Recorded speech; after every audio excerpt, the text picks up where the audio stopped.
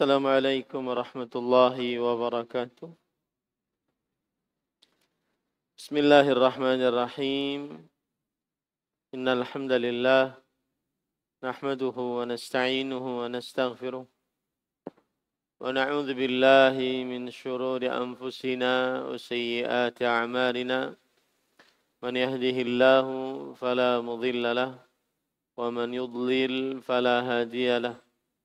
Wa ashhadu an la ilaha illallah wahdahu la syarika lahu وأشهد أن محمدا عبده ورسوله يا أيها الذين آمنوا اتقوا الله حق تقاته ولا تموتن إلا وأنتم مسلمون يا أيها الناس اتقوا ربكم الذي خلقكم من نفس واحدة وخلق منها زوجها وبث منهما رجالا كثيرا ونساء واتقوا الله الذي تساءلون به والأرحام إن الله كان عليكم رقيبا يا أيها الذين آمنوا اتقوا الله وقولوا قولا سديدا يصلح لكم أعمالكم ويغفر لكم ذنوبكم ومن يطع الله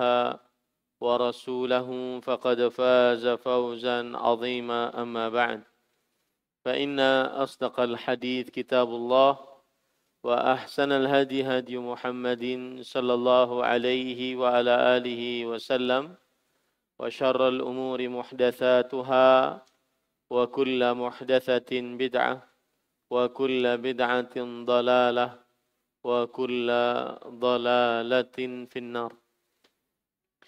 Alhamdulillah, kita bersyukur pada Allah Subhanahu wa taala pada hari ini atau malam ini, Senin malam Selasa, malam yang ke-10 dari bulan Safar 1447 Hijriah, bertepatan dengan 4 Juli 2025. Kita kembali duduk bersama untuk mengkaji kitab Tauhid alladzi huwa haqqullahi 'alal 'abid yang ditulis oleh Al-Imam Fadilat Syekh Muhammad bin Abdul Wahhab An-Najdi rahimahullah, dengan membaca kitab syarahnya yaitu Al-Jadid fi Syarh Kitab Tauhid yang ditulis oleh Fadilat Syekh Muhammad bin Abdul Aziz As-Sulaiman Al-Qar'awi. Salawat dan salam semoga selalu Allah berikan kepada Nabi kita Muhammad sallallahu alaihi wa ala alihi wasallam, pada keluarga beliau, para sahabat, pada para kerabat, para sahabat, dan seluruh yang mengikuti beliau sampai hari kiamat kelak. Dengan nama-nama Allah yang husna dan sifat-sifatnya yang ulia, kita berdoa, Allahumma inna nas'aluka ilman nafi'an wa rizqan tayyiban wa amalan mutaqabbala. Allahumma amin. Ahibati fillah, a'afanillah wa iyyakum. Pada kesempatan kali ini kita membahas an-nushrah dengan huruf nun dikasih dhammah. Nushrah, nunnya dikasih dhammah. Dari bahasa Arab, nasyara syai' ay faraqahu. Nasyara artinya memisahkan. Maka nushrah adalah semacam pengobatan dan ruqyah. Nushrah adalah semacam pengobatan dan ruqyah yang digunakan untuk mengobati oleh seseorang yang dia menggunakan sihir untuk pasien yang terkena sihir atau pasien yang dirasuki oleh jin.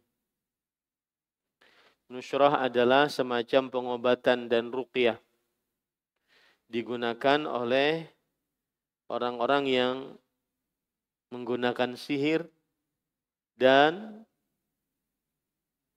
bagi yang terkena sihir atau dirasuki jin.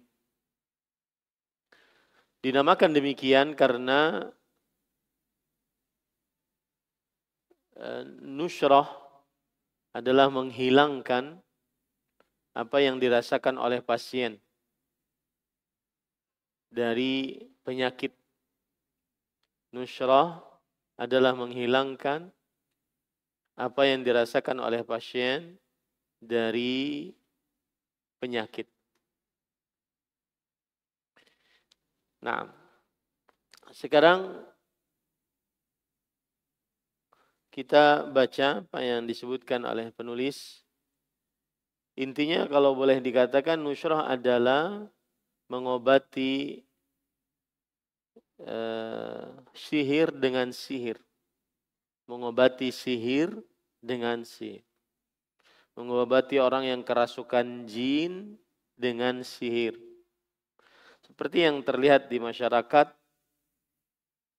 ada orang yang kerasukan jin, kemudian dimasukkan ruh atau jin kepada tubuh seseorang, sehingga bisa berbicara dengan orang yang kerasukan jin tadi. Nah, ini termasuk daripada nushrah.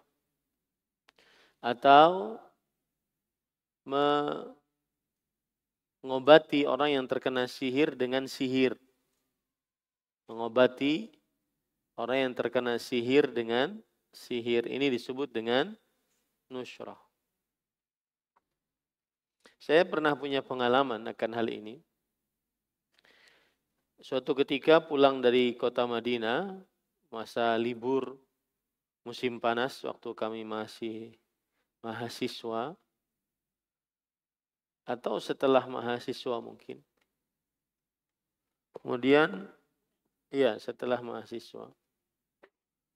Kemudian saya waktu itu bawa air zam-zam. Ada orang yang ingin diruqyah. Karena setiap kali dia ingin sholat, berdiri menghadap kiblat, dia lupa surat Al-Fatihah. Padahal apabila tidak ingin sholat, duduk biasa, lalu diminta untuk membaca surat Al-Fatihah, maka dia bisa membacanya sebagaimana biasanya. Kemudian kita ruqyah. Saya kasih air zam-zam 1 gelas.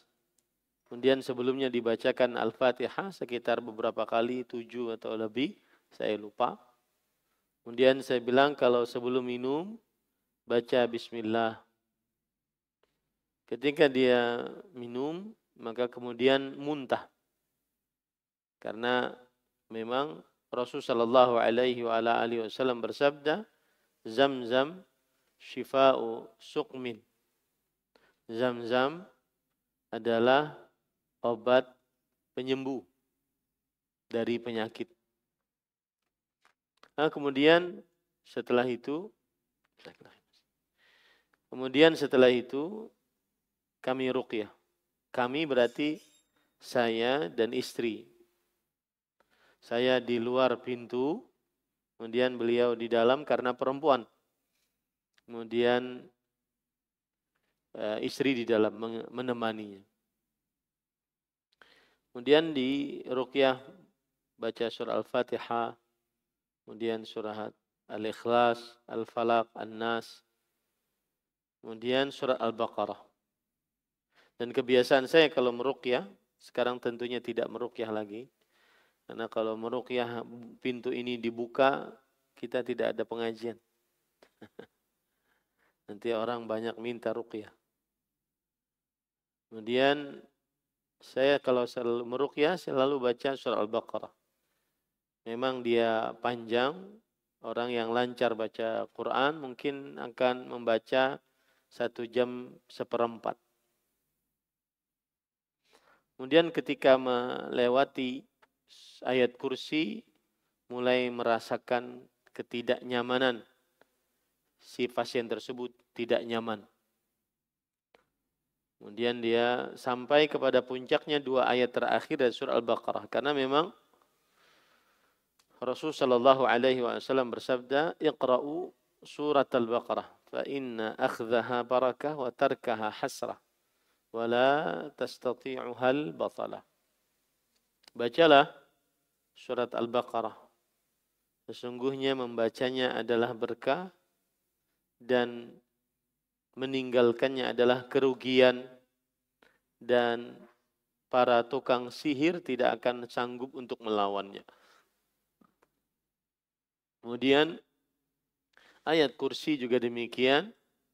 Rasulullah sallallahu alaihi wasallam bersabda, barang siapa yang membaca ayat kursi sebelum tidurnya, fa la yazalu alaika minallahi hafiz wa la yaqrabuka syaitan hatta tusbih. Masih saja ada malaikat penjaga yang menjagamu dan tidak akan ada satu setan pun yang mendekatimu. Begitu juga 2 ayat terakhir dari surah Al-Baqarah. Rasulullah sallallahu alaihi wasallam bersabda, "Man qara'a bil ayataini min akhir suratil Baqarah kafata." Barang siapa yang membaca 2 ayat terakhir dari surah Al-Baqarah, maka 2 ayat tersebut akan mencukupkannya. Mencukupkannya, para ulama menjelaskan mencukupkannya dari segala macam keburukan. Nah, kemudian setelah sadar, lalu dia disuruh berwudu dan sholat dan selesai. Dan ketika itu setelah sadar dia bercerita, perempuan ini bercerita bahwa ketika melewati ayat kursi 2 ayat terakhir dari surah Al-Baqarah, semacam ada binatang yang keluar dari perutnya. Jadi ceritanya perempuan ini ketika terjadi tabrakan padanya, kakinya rusak, kemudian dia mengeluh kesakitan, maka kemudian dia dibawa ke orang yang dianggap bisa mengobati, dianggap pintar. Akhirnya sembuh rasa sakitnya, akan tetapi kemudian dia merasakan rasa sakit yang lebih parah, yaitu tadi tidak bisa membaca surah Al-Fatihah setiap kali ingin melaksanakan sholat. Apakah itu sholat wajib ataukah sholat sunnah? Itulah yang disebut dengan nusyrah. Seorang yang kena penyakit, kemudian diobati dengan pengobatan yang memakai bantuan jin. Orang yang memasukkan ke dalam tubuhnya binatang tadi, itulah yang disebut dengan nusyrah. Nah, yaitu mengobati sihir dengan sihir. Mengobati sihir dengan sihir. Taib. Kita baca apa yang disebutkan oleh penulis. Bismillah. Qala al-muallif rahimahullah ta'ala, bab ke-27 tentang nusyrah. Jabir radhiyallahu anhu menuturkan bahwa Rasulullah sallallahu alaihi wasallam ketika ditanya tentang nusyrah, beliau menjawab, "Hiya min amali syaitan," yang artinya hal itu termasuk perbuatan setan. Hadis riwayat Imam Ahmad dengan sanad jayyid dan riwayat Abu Daud.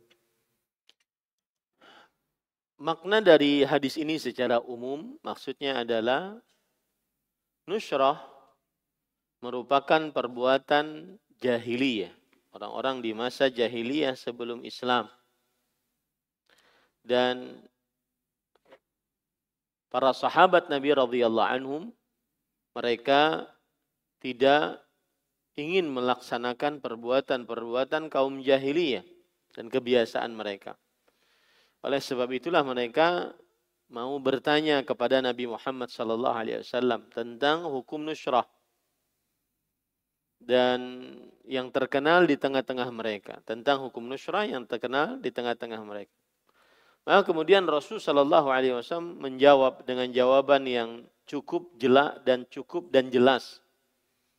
Apa yang halal dan apa yang haram dari nushrah tersebut. Beliau menjawab, hiya min amali syaitan. Nushrah itu termasuk perbuatan syaitan. Dan kita maklumi bersama bahwa syaitan tidak memerintahkan kecuali perbuatan fahsya dan mungkar. Syaitan tidak memerintahkan kecuali perbuatan keburukan dan kemungkaran. Adapun selain dari perbuatan syaitan seperti ruqyah syar'iyah dan juga meminta perlindungan yang syar'i kepada Allah Subhanahu wa taala dan juga pengobatan-pengobatan yang dibolehkan, maka ini tidak masuk ke dalam nushrah. Hal ini tidak masuk ke dalam nushrah. Baik.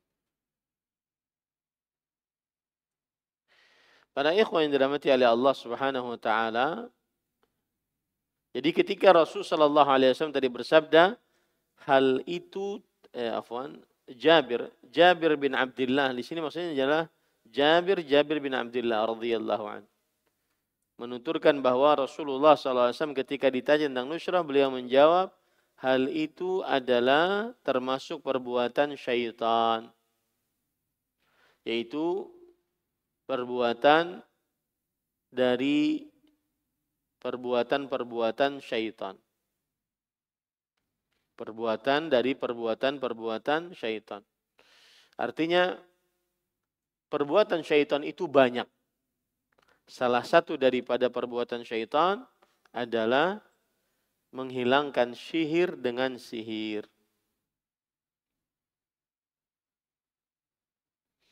Atau bisa dimaksud juga, yang dimaksud dengan sabda Rasul sallallahu alaihi wasallam, hal itu termasuk perbuatan syaitan, maksudnya adalah perbuatan menghilangkan sihir dengan sihir melalui perantara syaitan. Nah, ini makna yang kedua dari hal itu termasuk dari perbuatan syaitan. Menghilangkan sihir dengan sihir adalah melalui perantara syaitan. Melalui perantara syaitan. Kemudian di sini disebutkan hadis riwayat Imam Ahmad dengan sanad yang jayyid dan riwayat Abu Dawud. Riwayat Abu Dawud maksudnya ada dalam kitab sunannya. Ada namanya kitab Sunan Abi Dawud. Riwayat Abu Dawud maksudnya adalah di dalam kitab sunannya. Di dalam kitab sunannya. Dan hadisnya sahih. Tidak ada keraguan di dalamnya. Disahihkan oleh Al-Hafidh Ibnu Hajar Al-Asqalani rahimahullahu ta'ala. Nah. Lanjut, silakan. Imam Ahmad ketika ditanya tentang nushrah menjawab, Ibnu Mas'ud membenci itu semua. Nah, Imam Ahmad rahimahullah, Ahmad bin Hanbal Asy-Syaibani, ulama Islam abad ketiga Hijriyah, penggagas dari mazhab Hambali. Dan gelar beliau Imamu Ahli Sunnati wal Jamaah. Karena beliau tegar di dalam memegang sunnah dan berkesesuaian dengan jamaah kesatuan para sahabat Nabi radhiyallahu anhu. Terutama di dalam perkara permasalahan Al-Quran, kalamullah, ghairu makhluk. Al-Quran, kalamullah, ghairu makhluk. Maka Imam Ahmad rahimahullah, namanya adalah Imam Ahmad bin Hanbal Asy-Syaibani. Ulama Islam abad ketiga Hijriah. Dan beliau adalah muridnya dari Imam Asy-Syafi'i rahimahullah. Dan beliau penggagas mazhab Hambali. Dan beliau disebut dengan Imamu Ahli Sunnati wal Jamaah. Kenapa? Karena beliau berpegang teguh kepada sunnah dan berpegang teguh dengan kesatuan para salafus saleh, para sahabat, para tabi'in, para tabi'ut tabi'in. Beliau berkata, usulus sunnati indana at-tamassuku bima kana alaihi ar-rasul sallallahu alaihi wasallam was sahabatu radhiyallahu anhu. Pokok dari sunnah menurut kami adalah berpegang teguh dengan Rasulullah sallallahu alaihi wasallam dan para sahabatnya. Terutama Imam Ahmad sangat tegar dan kokoh serta sabar di dalam ujian berpegang teguh kepada permasalahan Al-Quran, kalamullah, ghairu makhluk. Karena di zaman beliau, orang-orang sampai pemimpin mengatakan Al-Quran adalah makhluk. Sedangkan akidah yang benar dari akidah Ahlus Sunnah wal Jamaah, Al-Quran adalah kalamullah, sifat kalam dari Allah Subhanahu wa taala. Dan bukan makhluk, karena sifat sama dengan zat. Sifat sama dengan zat.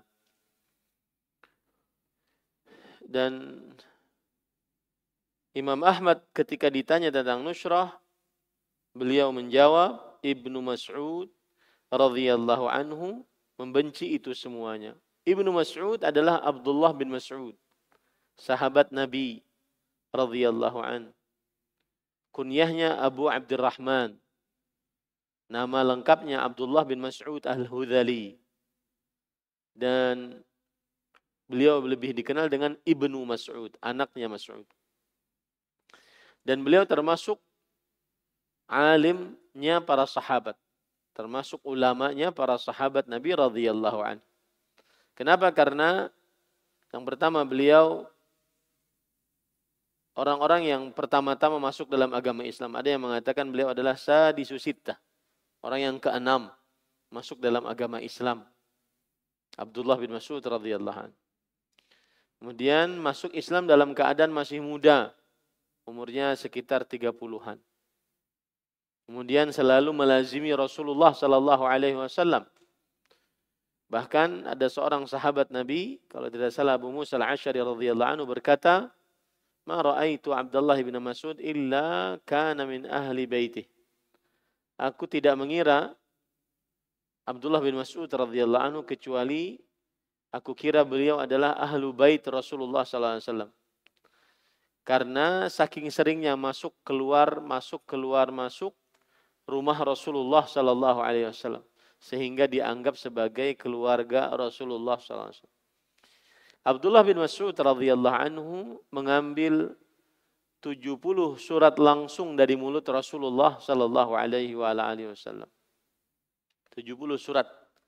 Jumlah surat ada 114 surat. Ini 70 surat yang menunjukkan kepada banyaknya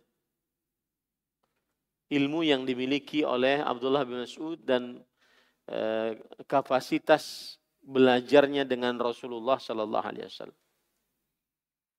Abdullah bin Mas'ud radhiyallahu anhu disebut sebagai sahibul wisadah was siwak.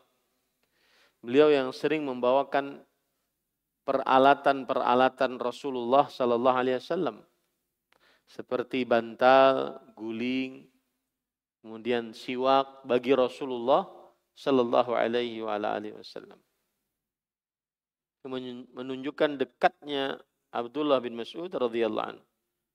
Bahkan sebagian sahabat mengatakan Abdullah bin Mas'ud radhiyallahu anhu aktsara syabahan samtan bi Rasulillah sallallahu alaihi wasallam.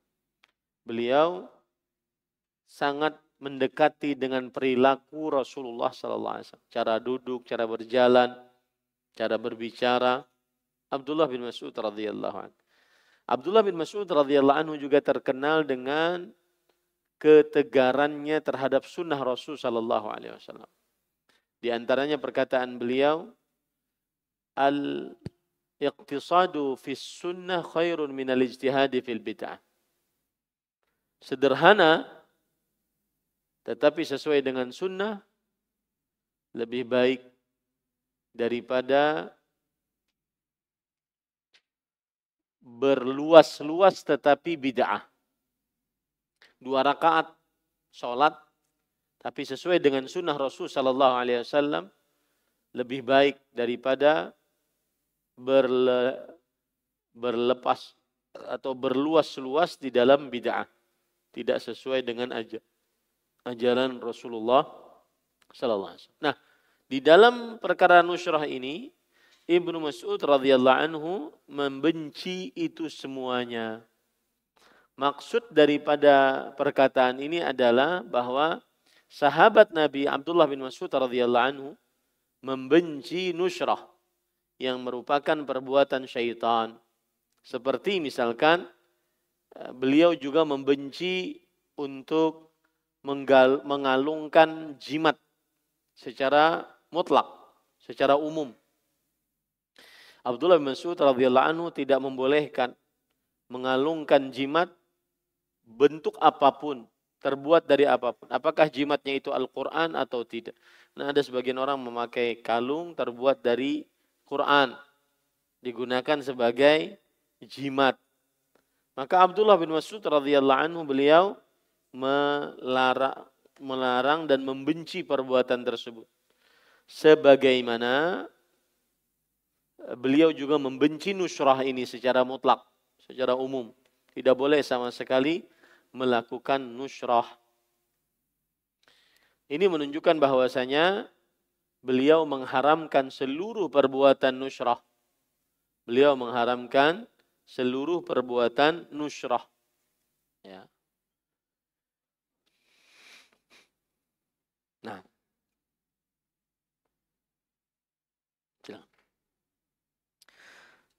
Diriwayatkan dalam Sahih Al-Bukhari bahwa Qatadah menuturkan, aku bertanya kepada Ibnul Musayyab, seseorang yang terkena sihir atau diguna-gunai tidak dapat menggauli istrinya, apakah boleh disembuhkan dengan nusyrah atau dengan cara lain? Beliau menjawab, la ba'sa bihi, innama yuriduna bihil islah, fa amma ma yanfa'u falam yunha anhu. Yang artinya tidak apa-apa hukumnya, karena yang mereka inginkan hanyalah kebaikan dan menolak mudarat, sedangkan sesuatu yang bermanfaat itu tidaklah dilarang. Taib. Para ikhwan yang dirahmati oleh Allah Subhanahu wa taala, penulis Imam Muhammad bin Abdul Wahhab rahimahullah setelah menyebutkan bahwa sahabat Nabi Abdullah bin Mas'ud membenci perbuatan nusyrah. Dan ini menunjukkan kepada keharaman perbuatan nusyrah. Ya, keharaman perbuatan nusyrah. Nah, tetapi kemudian penulis membawakan riwayat yang menunjukkan bahwa sebagian sahabat ada yang sebagian salafus saleh ada yang membolehkan nusyrah. Ada yang membolehkan nusyrah. Menghilangkan sihir dengan sihir. Nah, nanti bagaimana ini menyatukan dua pendapat ini? Ada yang mengharamkan, ada yang membolehkan. Padahal itu dari para salafus saleh, dari para sahabat, para tabi'in, para tabi'ut tabi'in. Maka diriwayatkan dalam Sahih Bukhari dari Qatadah menuturkan. Qatadah adalah Ibnu Da'amah. Qatadah bin Da'amah bin Qatadah bin As-Sadusi Al-Basri. Beliau seorang rawi yang terpercaya, ahli fikih. Kemudian seorang tabi'i yang paling bagus hafalannya. Ahfadhut tabi'in. Seorang tabi'i yang paling bagus hafalannya. Dan beliau dilahirkan dalam keadaan buta. Dalam keadaan buta. Kemudian beliau wafat pada tahun 117.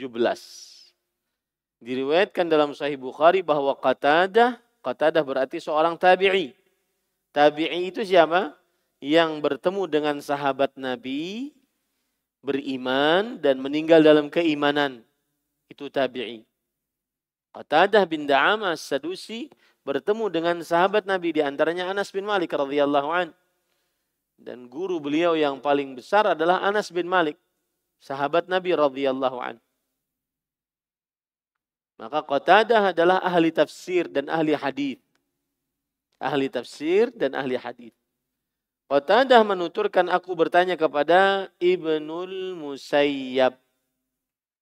Siapa itu Ibnul Musayyab? Ibnul Musayyab, para ikhwan yang dirahmati oleh Allah, adalah Sa'id bin Musayyab. Sa'id Ibnul Musayyab. Seorang tabi'i. Seorang tabi'i. Seseorang yang terkena sihir atau diguna-gunai, tidak dapat menggauli istrinya, apakah boleh disembuhkan dengan nusrah atau dengan cara yang lain? Jadi ada orang kena sihir, salah satu sihirnya adalah tidak bisa menggauli istrinya. Salah satu sihirnya adalah tidak bisa menggauli istrinya. Ini disebut dengan sarf kalau dalam bahasa ilmu sihir. Jadi ada dua, ada ataf, ada sarf. Ataf itu yang benci jadi suka. Yang asalnya menolak lamaran jadi menerima lamaran. Cinta ditolak, dukun bertindak. Nah, itu namanya sarf. Ataf. Ada sarf. Sarf adalah yang sudah cinta kemudian dipisahkan. Sudah cinta dipisahkan. Ya, ini namanya sarf. Nah, ini contohnya. Ya, dan saya pernah juga dapati kasus ini. Ada orang bertanya, Ustadz, kami ini pengantin baru. Setiap kali kami masuk kamar, maka kami pasti akan bertengkar. Terasa panas kamar tersebut, tidak suka melihat pasangan. Ya, kalau bahasa kita tuh, kalau masuk kamar, bini kayak warik. Tapi pas keluar kamar beda gitu. Ini ada apa? Di luar kamar kami aman. Tapi kalau di dalam kamar kami tidak nyaman. Akhirnya saya bilang, cari sesuatu yang ada di dalam kamar. Pasti ada sesuatu yang tersembunyi. Cari. Sudah enggak ada, Ustaz. Cari pokoknya. Insya Allah ada. Akhirnya dicari dan mereka baru ingat bahwa kasur yang mereka gunakan untuk di kamar itu hasil hadiah pernikahan dari seorang kawan. Dan di dalam kasur tersebut ada praktek sihirnya. Nah, itu yang membuat akhirnya seseorang tidak mau menggauli istrinya. Dan subhanallah para ikhwah, ini adalah yang menuntut kita agar senantiasa minta perlindungan kepada Allah. Kita tidak tahu apa yang Allah takdirkan untuk kita. Kemudian saat takdir tersebut buruk, apakah kita bisa melewatinya atau tidak. Minta perlindungan kepada Allah Subhanahu wa ta'ala. Setelah dapat, dimusnahkan, sambil diruqyah, maka akhirnya permasalahannya selesai. Nah, ini yang dimaksud dengan tidak dapat menggauli istrinya. Karena ada pengaruh sihir pada tubuh sang suami. Apakah boleh disembuhkan dengan nusrah? Ya, atau dengan cara yang lain? Para ikhwan dirahmati oleh Allah, kemudian di sini disebut tidak mengapa. Tidak apa-apa hukumnya. Karena yang mereka inginkan hanyalah kebaikan dan menolak bahaya. Karena suami istri, kemudian mereka inginkan kebaikan agar sang suami bisa kembali menggauli istrinya. Ini kebaikan kan? Maka Sa'id Ibnul Musayyab seorang tabi'i memberikan fatwa hal ini tidak mengapa. Ya, hal ini tidak mengapa. Karena menganggap bahwa ini adalah mendatangkan kebaikan, bukan mendatangkan kemudaratan. Sedangkan sesuatu yang bermanfaat itu tidaklah dilarang. Nah, bagaimana menyatukan pendapat Abdullah bin Mas'ud yang mengharamkan, kemudian pendapat Sa'id ibn al-Musayyab yang membolehkan? Maka para ikhwan dirahmati oleh Allah Subhanahu wa taala, jawabannya mudah. Sa'id ibn al-Musayyab ketika ditanya tentang memakai nusrah atau yang lainnya, kemudian beliau membolehkan, maksud daripada nusrah yang dimaksud adalah ruqyah syar'iyyah. Ruqyah syar'iyyah. Jadi kata beliau, la ba'sa bihi, tidak mengapa dengannya. Maksudnya dengannya ini maksudnya adalah dengan ruqyah syar'iyyah. Nusrah yang dimaksud adalah meruqyah, membacai dengan bacaan-bacaan sesuai dengan syariat. Seperti baca surah Al-Fatihah, Al-Baqarah, ayat kursi, 2 ayat terakhir dari surah Al-Baqarah, kemudian surat Al-Ikhlas, Al-Falaq, An-Nas, kemudian surah Al-Kafirun, dan ayat-ayat lain. Dan doa-doa yang sahih dari Rasulullah Sallallahu Alaihi Wasallam. Ini yang dimaksud oleh Sa'id ibn Musayyab, tidak mengapa. Bukan yang dimaksud adalah nusrah perbuatan syaitan, menghilangkan sihir dengan sihir. Nah, ini bukan. Nah, dengan begitu kita bisa menggabungkannya. Perkataan Abdullah bin Mas'ud yang mengharamkan nusrah dan pendapat dari Sa'id ibn Musayyab yang membolehkan. Bagaimana mengharamkan, membolehkan? Jawabannya tadi agar bisa digabungkan bahwa nusrah yang dibolehkan oleh Sa'id bin Musayyab apa? Yaitu ruqyah syar'iyyah. Ya, ruqyah syar'iyyah. Baik itu baca Quran ataupun doa-doa dan zikir-zikir. Nah, bisa dimaklumi ya, insyaallah taala. Baik, silakan azan dulu.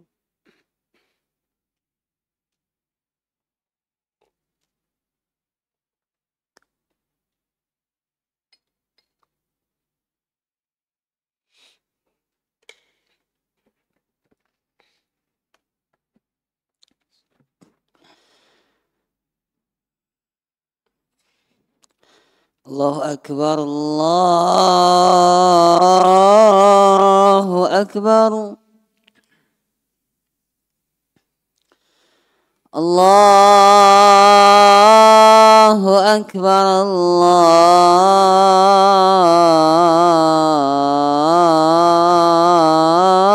Allahu Akbar.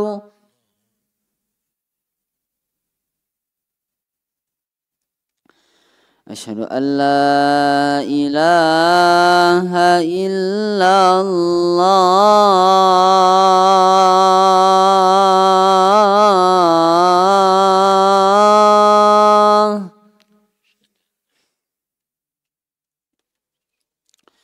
أشهد أن لا إله إلا الله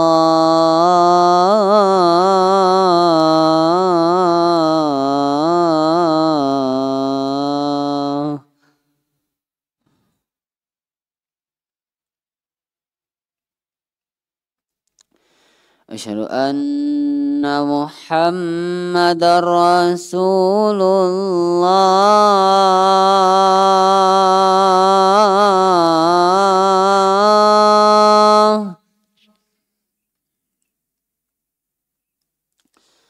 أشهد أن محمد رسول الله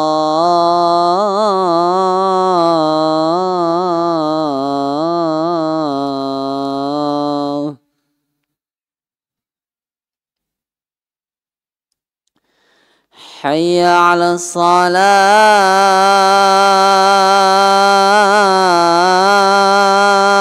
الصلاة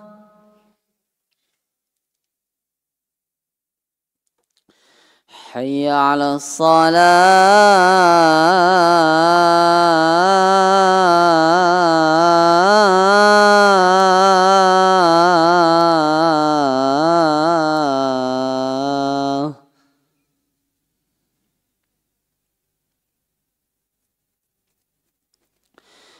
حي على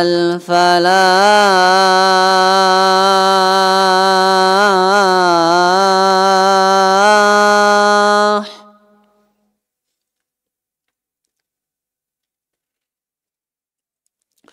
حي على الفلاح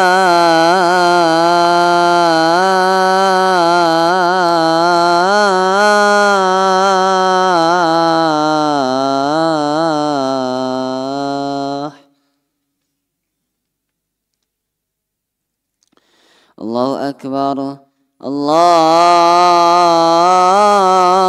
أكبر لا إله إلا الله.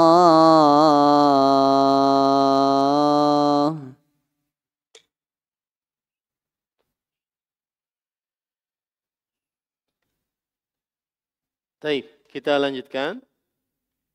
Silakan. Dan diriwayatkan dari Al-Hasan bahwa ia berkata, tidak ada yang dapat melepaskan pengaruh sihir kecuali seorang tukang sihir. Baik. Dan diriwayatkan dari Al-Hasan. Al-Hasan di sini adalah Al-Hasan bin Al-Yasar Al-Basri, Abu Ali. Beliau seorang tabi'i bertemu dengan Abu Hurairah radhiyallahu an. Jadi beliau muridnya sahabat Nabi. Tabi'i itu boleh digampangnya muridnya sahabat Nabi. Otomatis ilmunya banyak dan ilmunya dalam. Al-Hasan Al-Basri.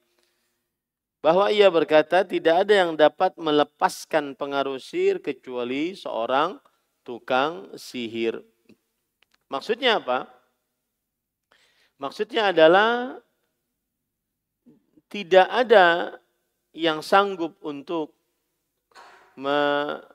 melakukan atau melakukan nusrah kecuali tukang sihir. Ya, saya ulangi, tidak ada yang sanggup untuk melakukan nusrah, mengobati sihir dengan sihir kecuali tukang sihir. Adapun orang beriman tidak melakukan nusrah. Itu maksudnya. Ya, itu maksudnya. Ini para ikhwan yang dirahmati oleh Allah Subhanahu wa taala.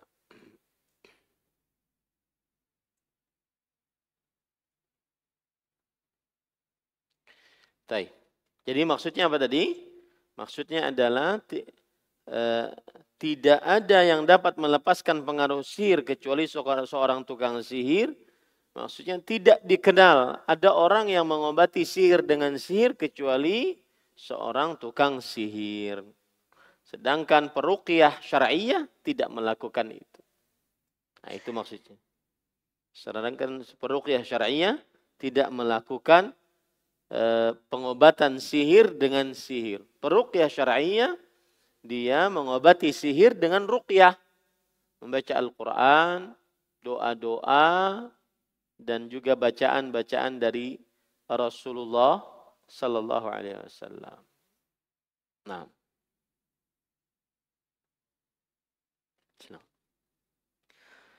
Ibnul Qayyim menjelaskan nusyrah ialah penyembuhan seseorang yang terkena sihir. Caranya ada dua macam. Yang pertama dengan menggunakan sihir pula. Dan inilah yang termasuk perbuatan syaitan. Dan pendapat Al-Hasan tersebut dapat dimasukkan ke dalam jenis ini. Karena orang yang menyembuhkan dan orang yang disembuhkan mengadakan pendekatan kepada syaitan dengan apa yang diinginkannya. Sehingga dengan demikian perbuatan syaitan itu gagal memberi pengaruh terhadap orang yang terkena sihir itu. Baik. Ibnul Qayyim. Siapa itu Ibnul Qayyim? Nama beliau adalah Muhammad bin Abi Bakr bin Ayyub. Dikenal dengan Ibnul Qayyim. Ibnul Qayyim. Kenapa dikenal dengan Ibnul Qayyim? Karena beliau cucu dari seorang yang pengawas dari sebuah madrasah. Disebut dengan bahasa Arab pengawas itu qayyim. Makanya disebut dengan Ibnul Qayyim, cucunya sang pengawas. Nah, begitu. Di daerah namanya Al-Jauziyah. Al-Jauziyah adalah di sebuah kota di Damaskus. Sebuah kota di Damaskus. Damaskus sekarang ibu kota Suriah di negeri Syam. Dan beliau ulama Islam abad ke-8 Hijriah. Wafat pada tahun 751 Hijriah. Di abad ke-8 Hijriah. Wafat 751 Hijriah. Dan beliau adalah murid dari Syekhul Islam Ibnu Taimiyah rahimahullah. Taib. Dan banyak kitab-kitab beliau. Dan kitab beliau yang paling luar biasa diantaranya adalah Zadul Ma'ad fi hadi khairil ibad. Ini orang awam pun bisa baca. Zadul Ma'ad itu kitab sejarah yang di dalamnya juga ada masalah fikih, ada masalah tauhid, ada masalah qalbu. Alhamdulillah sudah diterjemahkan dalam bahasa Indonesia. Zadul Ma'ad. Kemudian kitab beliau yang lain juga Madarijus Salikin. Kemudian kitab beliau juga I'lamul Muwaqqi'in an Rabbil Alamin. Kemudian kitab beliau juga Al-Jawabul Kafi liman sa'ala 'anid dawa'is syafi. Ini kitab bagus karena kitab itu tulisan beliau terhadap orang yang bertanya tentang kenapa saya bertaubat, semakin bertaubat kembali lagi kepada maksiat. Ya, kitabnya 3 jilid. Pertanyaan sesimpel itu dijawab dengan jawaban yang panjang luar biasa. Ada lagi Tariqul Hijratain. Tariqul Hijratain. Kitab beliau juga. Kemudian ada lagi Risalah At-Tabukiyah. Saya baru-baru ini ke daerah Sumatera baca kitab bersama syekh kami. Kemudian menyelesaikan Risalah At-Tabukiyah. Risalah At-Tabukiyah adalah sebuah surat yang ditulis oleh Imam Ibnu Qayyim kepada saudara-saudaranya kaum muslimin yang ada di daerah Tabuk. Tabuk itu sekitar 3 jam setengah dari kota Madinah. Nah, salah satu yang menarik ini faedah dalam menghadapi kehidupan ya. Di dalam kitab Ar-Risalah Tabukiyah ada kaedah hidup yang insya Allah bermanfaat bagi kita di dunia ini. Beliau mengatakan, perhatikan perkataan yang menarik.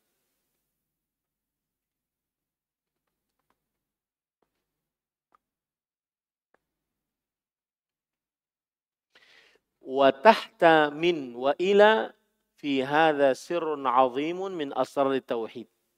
Fa innal farara ilaihi subhanahu yatadammanu ifradahu bil-talab wal-'ubudiyyah wa lawazimaha min al-mahabbati wal-khashyati wal-inabati wat-tawakkuli wa sa'iril manazil al-'ubudiyyah. Fa huwa mutadamminun tauhid al-uluhiyyah allati ittafaqat 'alaiha da'watur rusul salawatullah wa salamu 'alaihim ajma'in. Wa ammal fararu ilaihi fahuwa mutadamminun li tauhidir rububiyyah wa itsbatil qadar wa anna kulla ma fil kaun minal makruh wal mahdhur alladhi yafirru minhu al-'abdu fa inna ma awjabathu masyiatullah wahdah fa innahu ma syaa Allahu kan wa wajaba wujuduhu bi masyiatihi wa ma lam yasha' lam yakun wa imtana'a wujuduhu li'adami masyiatihi. فإذا فر العبد إلى الله فإنما يفر من شيء إلى شيء وجد بمشيئة الله وقدره فهو في الحقيقة فار من الله إليه. Yang artinya di dalam kehidupan ada kaedah min dan ila. Min artinya dari Allah. Ila kepada Allah Subhanahu wa taala.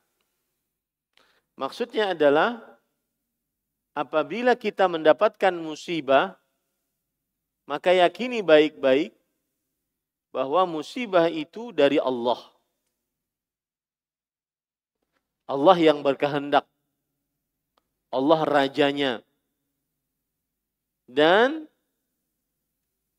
hanya bisa menghadapi musibah tersebut ilallah, kepada Allah Subhanahu wa ta'ala.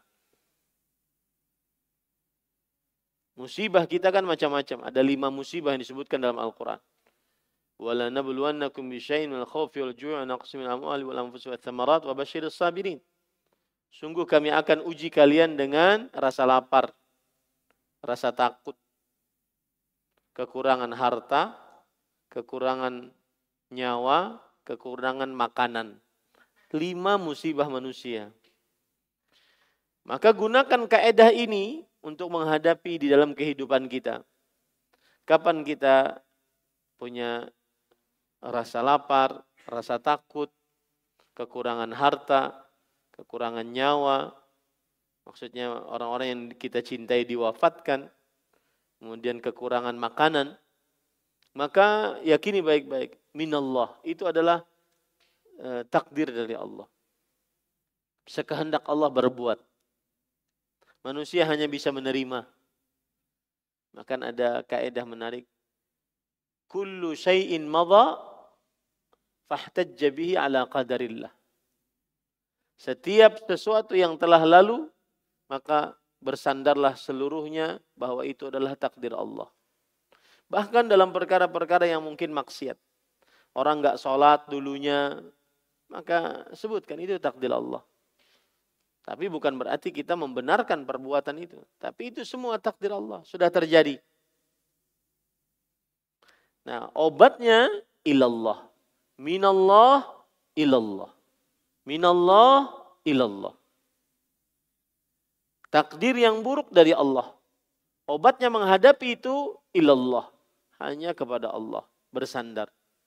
Ngurus anak, ngurus istri, nyari rezeki, nyari kesehatan, nyari kesembuhan. Maka itu ilallah. Perginya kepada Allah. Minallah. Semua yang terjadi ini dari Allah. Dan solusinya hanya dari Allah, hanya kepada Allah. Minallah, dari Allah, ilallah, kepada Allah Subhanahu wa ta'ala. Bisa dimaklumi ini? Ada ikhwah. Ini kaidah menarik di dalam kitab wa tahta min wa ila fi hadza sirrun 'azimun min asrarit tauhid.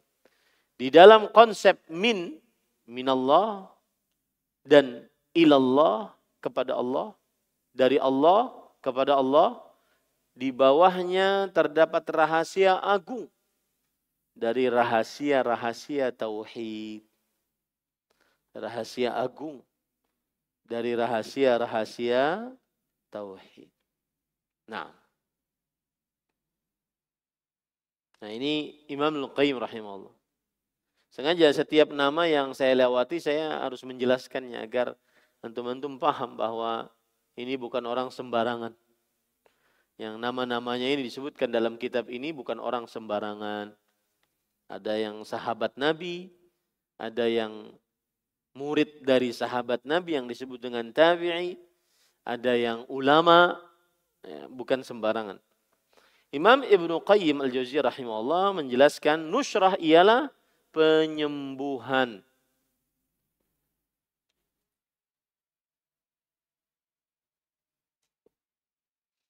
Seorang yang terkena sihir. Penyembuhan seorang yang terkena sihir. Caranya ada 2 macam. Pertama dengan menggunakan sihir pula. Dan inilah yang termasuk perbuatan syaitan. Dan pendapat Al-Hasan tersebut dapat dimasukkan ke dalam jenis ini. Yang tadi, Al-Hasan Al-Basri yang di atas tadi. Mengatakan bahwa tidak ada yang bisa melakukan nusrah kecuali tukang sihir.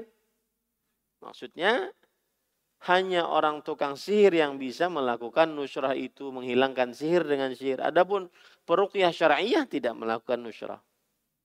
Itu dia. Karena orang yang menyembuhkan dan orang yang disembuhkan mengadakan pendekatan kepada syaitan dengan apa yang diinginkannya, sehingga dengan demikian perbuatan syaitan itu gagal memberi pengaruh terhadap orang yang terkena sihir itu. Nah, kedua, penyembuhan dengan menggunakan ruqyah, ayat-ayat ta'awudz. Ta'awudz artinya minta perlindungan seperti qul a'udzu birabbil falaq, qul a'udzu birabbin nas, ya. Obat-obatan dan doa-doa yang diperkenankan. Cara ini hukumnya boleh. Nah, ini di sini Imam Al-Qayyim membagi dua nusyrah itu ada dua macam. Ada nusyrah yang diharamkan, ada nusyrah yang dibolehkan yaitu ruqyah syar'iyyah. Nah, begitu ya. Nah,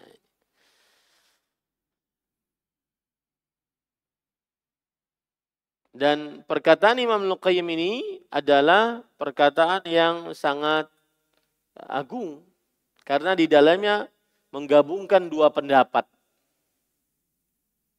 Pendapat Abdullah bin Mas'ud, kemudian yang mengharamkan nusyrah secara mutlak, kemudian pendapat Sa'id ibn Musayyab yang membolehkan nusyrah kalau ada kebaikan. Tapi kita sudah jelaskan tadi, nusyrah yang dibolehkan kalau ada kebaikan adalah maksudnya apa? Ruqyah syar'iyyah. Ruqyah syar'iyyah. Jadi tidak ada pertentangan di antara perkataan para ulama salaf. Ya. Kemudian para ikhwan yang dirahmati oleh Allah Subhanahu wa taala,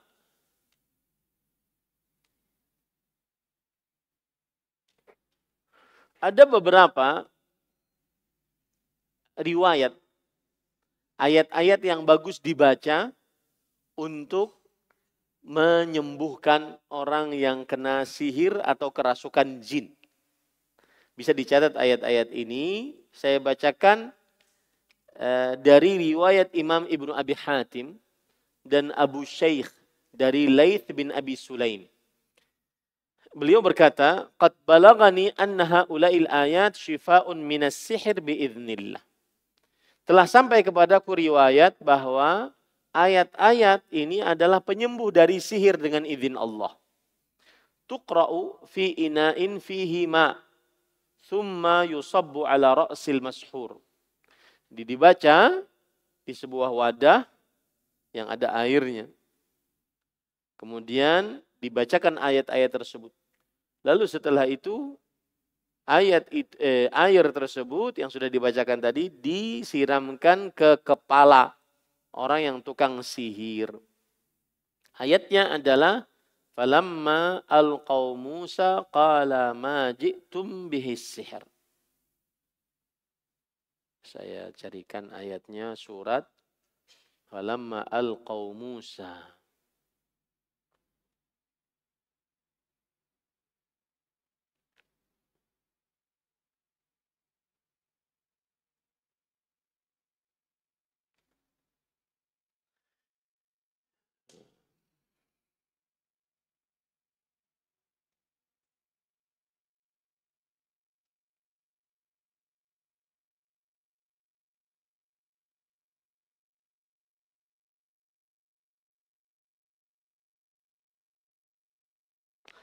Surat Yunus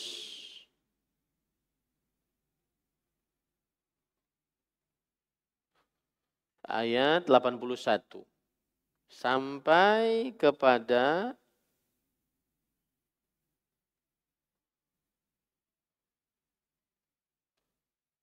ayat 82-nya. Falamma alqaw Musa qala Musa ma ji'tum bihi sihr. Innallaha sayubtilu. Innallaha la yuslihu amalal mufsidin. Wa yuhiqqullahu al-haqqa bikalimatihi walau karihal mujrimun. Yang artinya, maka setelah mereka tukang sihir Firaun melemparkan tongkat tali-tali mereka, Musa berkata, apa yang kalian lakukan itu sebenarnya adalah sihir. Sesungguhnya Allah akan menampakkan ketidakbenarannya. Allah akan menghancurkannya. Ini adalah ayatnya. Innallaha sayubtilu. Sesungguhnya Allah tidak akan membiarkan terus berlangsungnya pekerjaan orang-orang yang merusak di bumi. Allah akan mengokohkan yang benar dengan ketetapannya walaupun orang-orang yang berbuat dosa tidak menyukainya. Ini ayat yang pertama. Bagus dibaca dibacakan pada air, lalu nanti airnya disiramkan ke kepala orang yang disihir. Berdasarkan riwayat ini. Ayat yang kedua yaitu fawaqa'al haqqu wa batala ma kanu ya'malun. Itu disebutkan oleh Allah di dalam ayat surat Al-A'raf ayat 118 sampai kepada 121. Fawaqa'al haqqu wa batala ma kanu ya'malun. Karena itu nyatalah yang benar dan kalahlah yang telah dan batallah yang selalu mereka kerjakan, yaitu perbuatan tukang sihir Firaun. Faghulibu hunalika wanqalabu saghirin. Maka mereka kalah tukang sihir Firaun itu. Dan jadilah mereka orang-orang yang hina. Wa ulqiyas saharatu sajidin. Dan akhirnya tukang sihir itu sujud. Ya, karena kalah. Qalu amanna birabbil alamin. Lalu mereka mengatakan kami telah beriman dengan Rabb semesta alam. Surat apa tadi? Al-A'raf ayat 118 sampai 121. Kemudian ayat yang selanjutnya innama sana'u kaidu sahir. Innama sana'u kaidu sahir.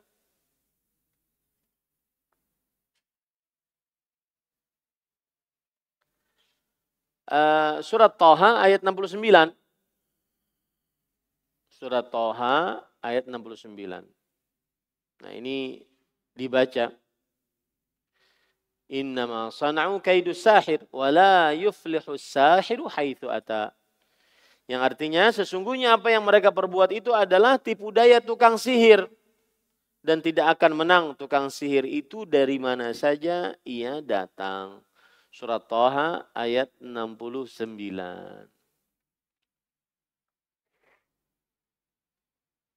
Nah, ada penjelasan yang lain. Berkata Imam Ibnu Battal. Ibnu Battal ini adalah ulama Islam. Pensyarah hadis Sahih Bukhari. Ulama Islam abad ke-5 Hijriah, wafat pada tahun 449 Hijriah. Ibnu Battal. Beliau berkata,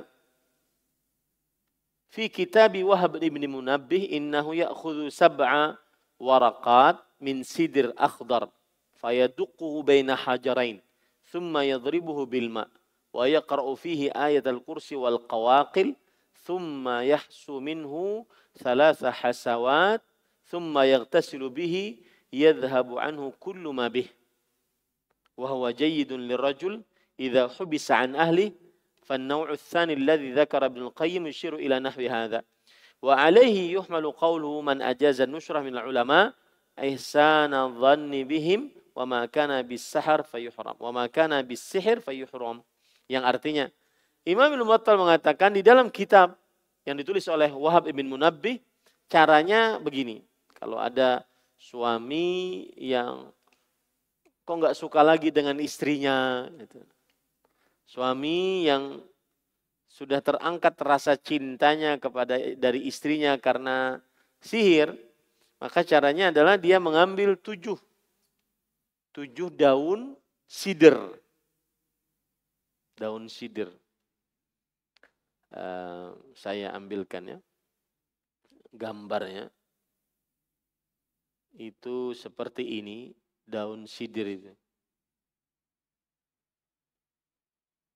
Di depan rumah saya banyak yang di Imam Syafi'i.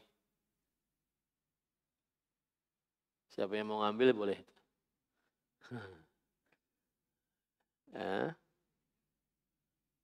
Nah ini daun sidr. Ya, sidr.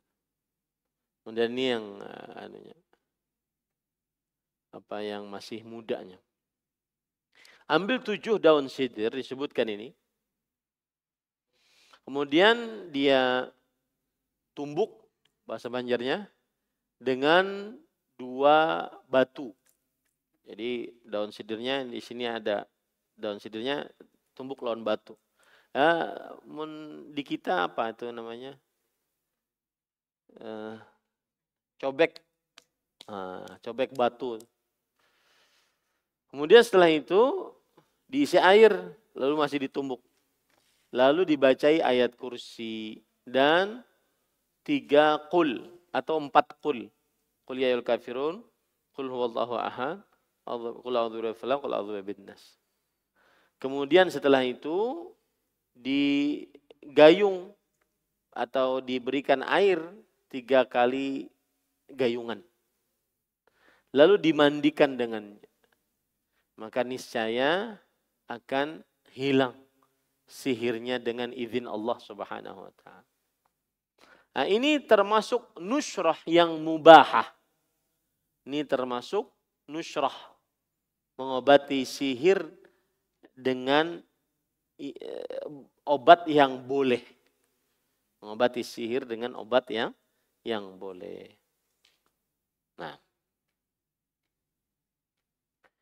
alhamdulillah, ini yang bisa disampaikan. Wa sallallahu nabiyana Muhammad walhamdulillahirabbil alamin. Ada waktu untuk bertanya, silakan. Yang ditanya.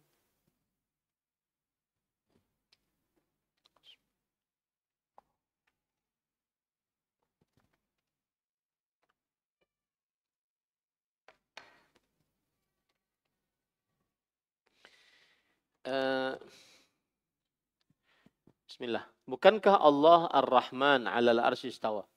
Tapi bagaimana dengan ayat lain yang mengatakan Allah turun ketika tengah malam? Sedangkan tengah malam selalu bergantian di seluruh bumi. Jadi pertanyaan saya, Allah di mana? Di arsy atau di bumi? Yang paling paham tentang Allah siapa? Yang paling paham tentang Allah siapa? Allah. Allah mengabarkan di mana? Ar-Rahman 'alal arsy istawa. Kemudian makhluk yang paling paham tentang Allah siapa? Rasulullah sallallahu alaihi wasallam.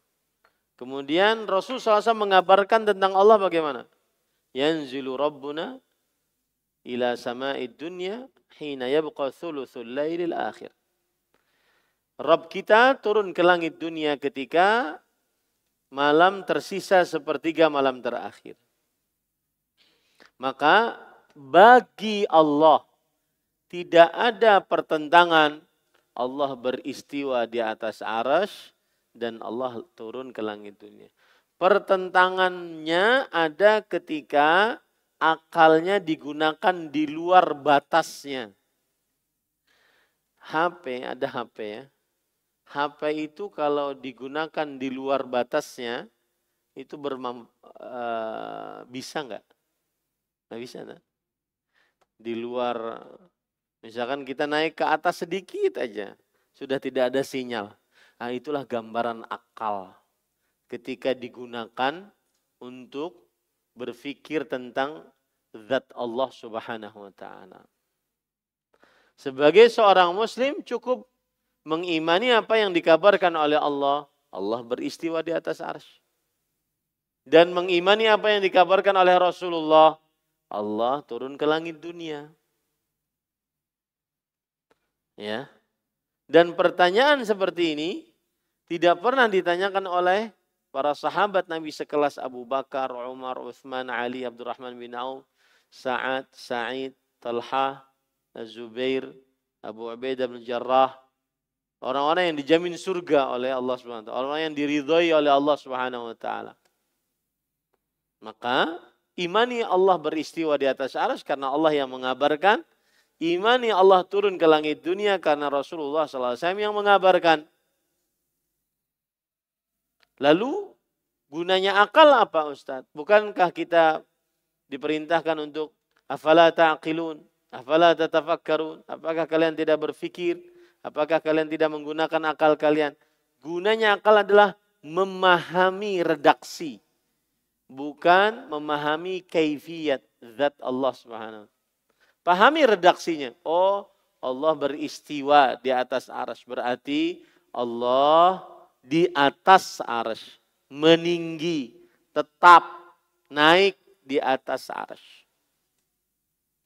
Karena itu 4 makna dari istiwa. Ala, wartafa'a, sa'ada, wastaqarra. 4 makna. Meninggi, ke atas, naik, dan tetap di atas. Ya. Kemudian mengimani apa yang diberikan kabar oleh Rasul sallallahu alaihi wasallam. Kenapa harus kita imani? Rasul sallallahu alaihi wasallam berbicara dengan wahyu. Tidak pernah berdusta. Artinya apa? Tidak ada pertentangan antara istiwanya Allah di atas arsy dengan turunnya Allah ke langit dunia. Adanya pertentangan ketika akalmu tidak sampai. Sama seperti orang pakai handphone. Handphone kalau sudah naik pesawat sedikit hilang. Cuma berapa ratus meter. Hilang. Sinyalnya hilang. Nah, begitulah ketika akal digunakan untuk sesuatu yang tidak pada tempatnya. Tugas kita mengimani Allah beristiwa di atas arsy dan Allah turun ke langit dunia. Dan tidak ada pertentangan antara keduanya dalam kuasa Allah. Enggak ada pertentangan. Pertentangannya hanya ada dalam pada apa? Akal manusia. Makanya tidak perlu untuk ditanya Allah di mana. Bukan tidak perlu ditanya. Tetapi ketika ditanya Allah di mana, Allah beristiwa di atas arsy. Fis sama, yaitu di atas langit.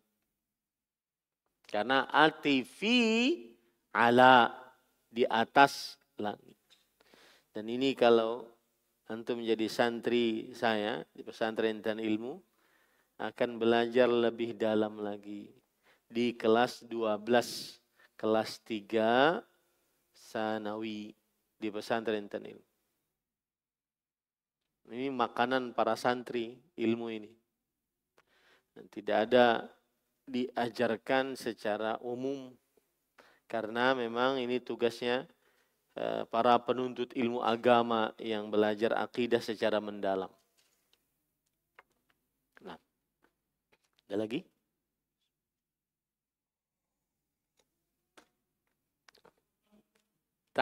Kenapa malu? Nah. Siapa namanya? Muhrim? Bukhari Muslim. Nama ikam, nama pian. Masya Allah. Bukhari Muslim, kalah Imam Bukhari. Dari mana Bukhari Muslim? Negara.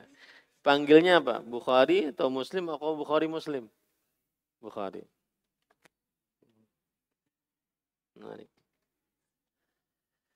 Cara menyembuhkan penyakit ain itu kayak apa Ustaz? Jawabannya adalah ada beberapa cara untuk menyembuhkan penyakit ain. Salah satunya tadi yang disebutkan mandi dengan air sidr.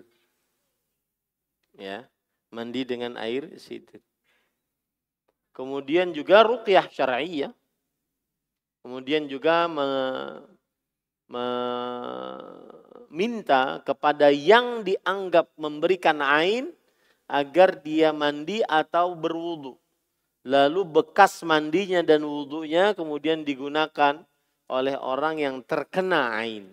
Jadi saya pernah punya kawan dari Yaman. Beliau bercerita bahwa di Yaman ada beberapa orang yang matanya itu sangat kuat. Ain itu kan mata jahat. Kenapa dia memberikan penyakit? Jadi Al-Hafidh Ibnu Hajar mengatakan al-ain madhun masyubun bil hiqd. Dia rasa suka tapi tercampur dengan rasa iri. Suka tapi iri. Itulah ain. Nah, suatu ketika ada seorang bayi terus menangis. Hampir 1 tahun nangis. Suatu ketika bayi ini berhenti menangis. Bertepatan dengan seorang nenek yang meninggal, tetangganya. Berarti yang memberikan ain adalah siapa? Si nenek tersebut. Rupanya nenek ini suka gemas melihat si bayi ini, tapi juga punya rasa iri kenapa dulu ketika punya bayi tidak seperti ini. Akhirnya ain. Makanya bisa disimpulkan sebagian orang yang terlalu memperlihatkan nikmat terhadap orang lain, terutama di media sosial, khawatir terkena ain. Akhirnya berantakan. Seperti pengantin baru. Berapa banyak publik figur pengantin baru yang sangat memperlihatkan kemesraan, keharmonisannya di media sosial, tidak beberapa lama cerai. Anaknya tidak beberapa lama sakit dan seterusnya. Maka obatnya adalah orang yang memberikan ain diminta untuk berwudu ataupun mandi. Kemudian bekas mandi dan wudunya tadi diberikan kepada orang yang terkena ain, dimandikan atau diwudukan. Ini salah satu cara mujarab yang disebutkan oleh para ulama, dan ini merupakan sebab kauni. Kauni itu yang sudah terbukti. Yang sudah terbukti. Adapun secara syar'i, sebab syar'i dengan ruqyah. Ruqyah di antaranya tadi baca Qul huwallahu ahad, Qul a'udzu birabbil falaq, Qul a'udzu birabbin nas, Qul ya ayyuhal kafirun, ayat kursi. Dua ayat terakhir dari surah Al-Baqarah. Surah Al-Baqarah, Al-Fatihah. Itu ayat-ayat untuk meruqyah. Demikian. Ini yang bisa disampaikan. Jazakumullahu khairan. Ada lagi pertanyaan? Bukhari Muslim? Taib. Subhanakallah bihamdik. Asyhadu an la ilaha illa anta astaghfiruka wa atubu ilaik.